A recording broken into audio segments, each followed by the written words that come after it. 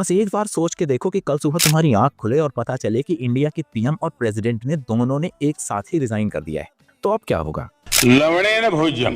देखो, सबसे पहले तो इंडिया में पीएम और प्रेसिडेंट दोनों ही टॉप अथॉरिटीज हैं। इसका मतलब इन दोनों के गायब होने से भारत देश के अंदर एक मैसिव पावर वैक्यूम बन जाएगा और फॉरेन कंट्रीज के लिए अटैक करने की एक बहुत बड़ी अपॉर्चुनिटी बन जाएगी। और इसीलिए इस वैक्यूम को भरने के लिए भारत इमीडिएटली एक्शन लेगा।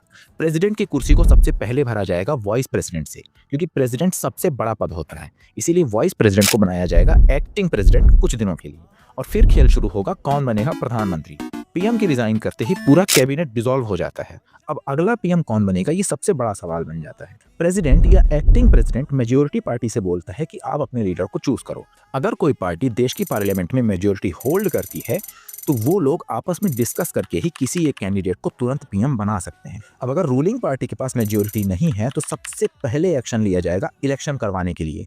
और अब ये सारे एक्ट्स होंगे कितनी जल्दी? ये सारे एक्ट्स 24 से 48 घंटे के अंदर ले लिए जाएंगे कि देश के अंदर इतना बड़ा पावर वैक्यूम ज्यादा देर तक नहीं रहना चाहिए, फॉर ऑब्वियस रीजंस। अब एक सवाल ये भी आता है कि क्या आर्मी कभी टेक ओवर कर सकती है ऐसी सिचुएशन में? बिल्कुल नहीं।